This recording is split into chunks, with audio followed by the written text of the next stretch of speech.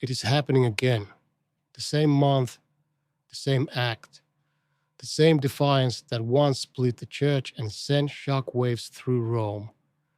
On the 1st of July, in a chapel in the mountains of Switzerland, men are preparing to be made bishops without the permission of the Pope. The last time this happened, the doors of communion slammed shut and a decree of excommunication followed within a single day. And now, 38 years later, it is set to happen all over again. Only this time, the Pope on the throne of Peter is not John Paul II. This time, the man watching from Rome is Leo XIV. And the priest leading the defiance has a name almost no one outside these circles knows: Davide Pagliarani. You have likely never heard that name spoken aloud. That is part of why this story has stayed in the shadows. So before we go further, if you feel the pull of something hidden surfacing tonight, take a moment to subscribe and leave one word in the comments telling me where in the world you're watching from. There are not many of us who care to hear the whole truth of this. Now let us go back to the beginning, because to understand what is coming on the 1st of July, you must first understand a wound that never truly healed. The story does not begin with Pagliarani. It begins with an old French archbishop named Marcel Lefebvre. He was no minor figure. He had been a missionary in Africa, an apostolic delegate, the superior general of a worldwide congregation.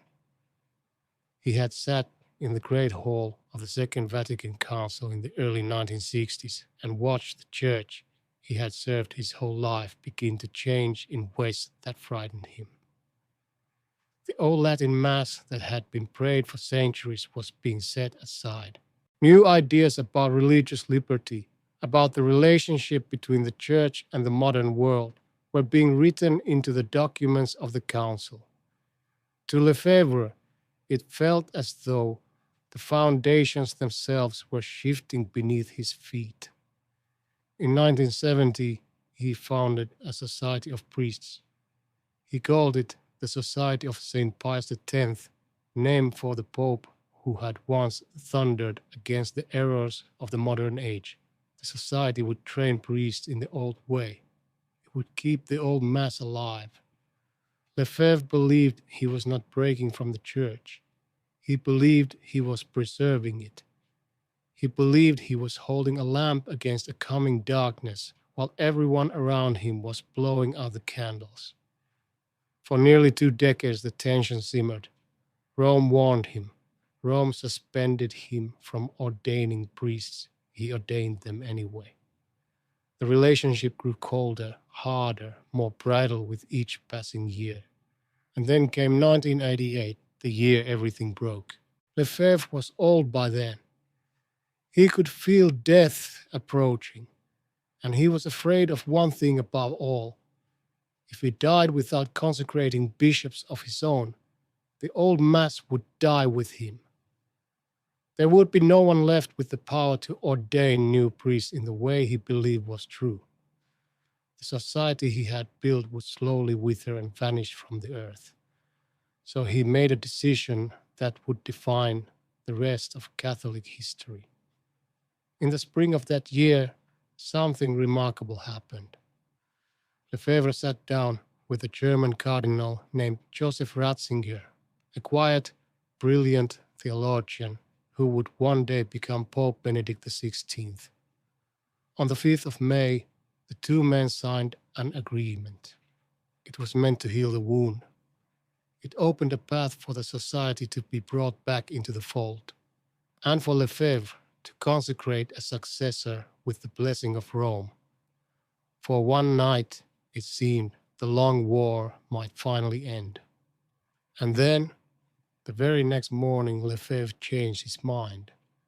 He had lain awake, he had prayed, and he had become convinced that Rome was not offering him peace but a trap, a slow strangling, a way to absorb his society and then quietly let the old Mass die anyway. He withdrew his signature. He declared that he would consecrate bishops with or without the permission of the Pope. He set a date, the 30th of June 1988. John Paul II begged him not to do it. The Pope sent letters. He sent envoys. He warned Lefebvre in the gravest possible terms that to consecrate bishops against the will of the Pope was to commit a schismatic act, to tear at the very unity of the Church. The warning could not have been clearer. And Lefebvre, the old archbishop who believed he was saving the faith, looked at that warning and chose to proceed. On the 30th of June 1988, when in the small village of Écon in the Swiss Alps, it happened. Before a crowd of the faithful, Marcel Lefebvre laid his hands on the heads of 4 men: Bernard Fellet, Bernard Tissier de Malherès, Richard Williamson, Alfonso de Galarreta. He made them bishops. He had a co-consecrator beside him, an old Brazilian bishop named Antonio de Castro Mayer, who shared his fears and his fury. The deed was done. There was no taking it back. The answer from Rome came almost instantly. The very next day, the 1st of July, a decree was signed by Cardinal Bernardin Gantin, the prefect of the Congregation for Bishops. The words were cold and final. By consecrating bishops without the mandate of the Pope, Lefebvre and the others had committed a schismatic act. They had, by their own action, fallen under automatic excommunication. The Latin phrase the canon lawyers used was latae sententiae. The sentence falls of itself, no trial, no appeal. The act itself was the sentence. And then, on the 2nd of July, Pope John Paul II issued an apostolic letter of his own. He called it Ecclesia Dei. In it, he grieved. He spoke of the act as the fruit of an incomplete and contradictory notion of tradition.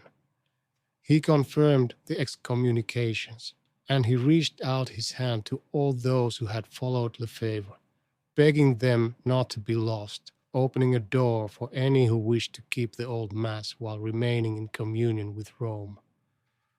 Many walked through that door. Many others stayed with Lefebvre on the far side of the wall. That is the wound. That is the break that has never fully healed.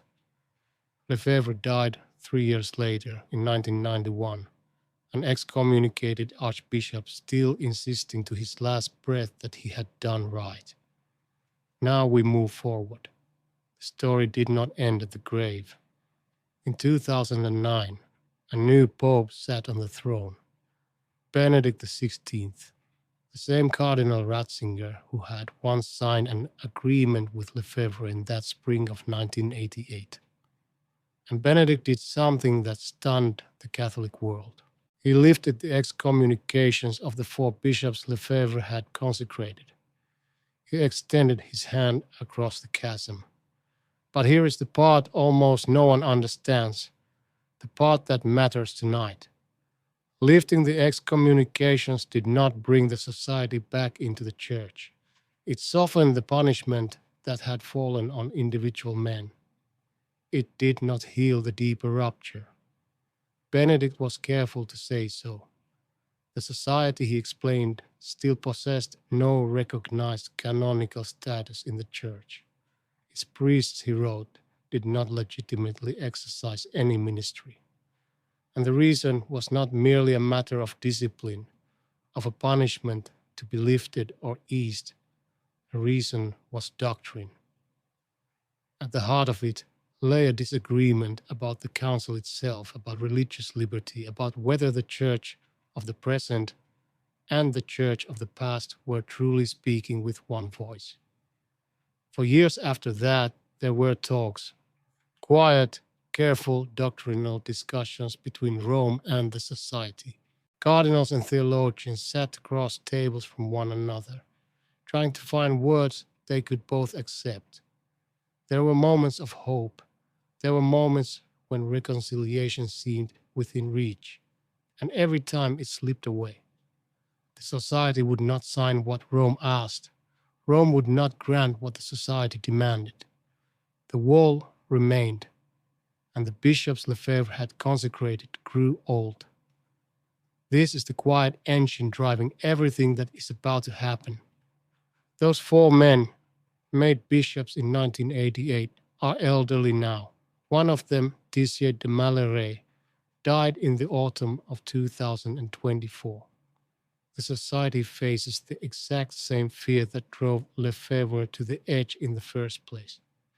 The fear of running out of bishops, the fear that when these old men die, there will be no one left with the power to ordain.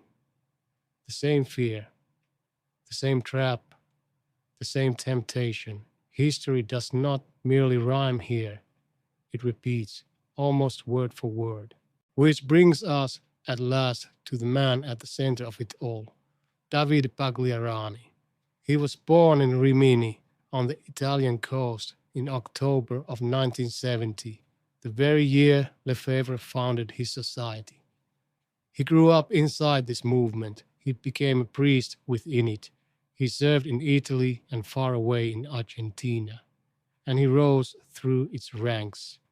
And in July of 2018, the priests of the society gathered in Ancona, in that same place where the consecrations had happened 30 years before, and they elected him their superior general, the leader of the whole society.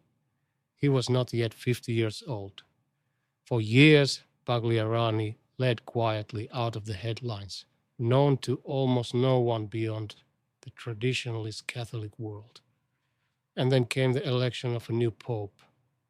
In May of 2025, white smoke rose over the Sistine Chapel, and a man named Robert Prevost walked out onto the balcony. An American born in Chicago, a missionary who had spent long years in Peru, the first pope ever born in the United States. He took the name Leo XIV. A new pope always means a new beginning, a new chance. And so, in August of 2025, Pagliarani did what any leader in his position might do. He asked to meet the new pope. He wanted to sit down with Leo face to face and speak about the future of his society, about its bishops, about the long unfinished business between Rome and the men who had never come home. That meeting was not granted. Pagliarani wrote again. He sent a letter to Rome speaking of what he called the particular need of his society to ensure the continuation of the ministry of his bishops. In plain words, he was saying what Lefebvre had said all those years ago. Our bishops are aging. We need more, and we need to know where Rome stands. A response did eventually come from the Holy See. We do not know every word it contained, but we know how Pagliarani received it. He said, in effect, that it did not answer his request at all. And so, on the 2nd of February in 2026, the feast of the purification of the Blessed Virgin, the day the old calendar calls Candlemas, Davide Pagliarani made his announcement. After consulting his council, he had decided to entrust the bishops of his society with the task of proceeding with new episcopal consecrations. The date he set should make your blood run cold if you know your history.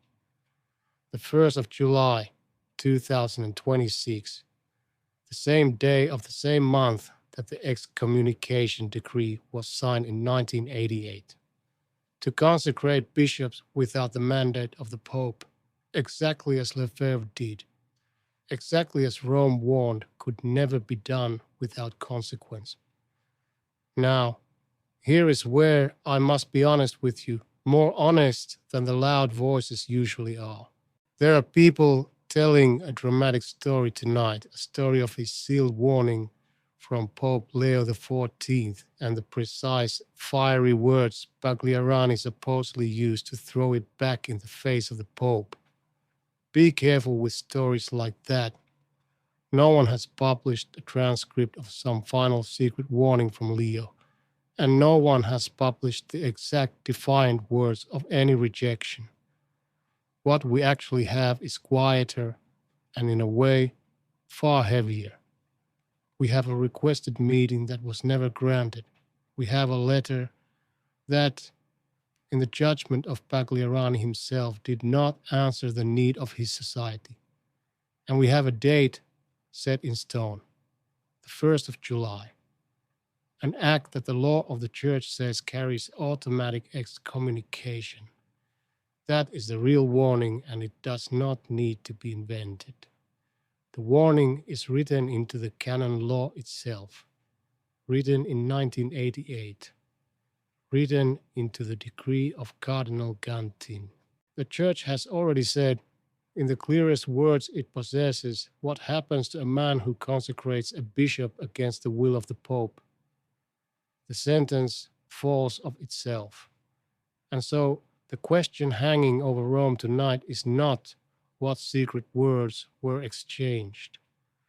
The question is whether Pope Leo XIV, the quiet American on the throne of Peter, will watch the wound of 1988 be torn open a second time in his own pontificate in the very first year of his reign. Think about what that means.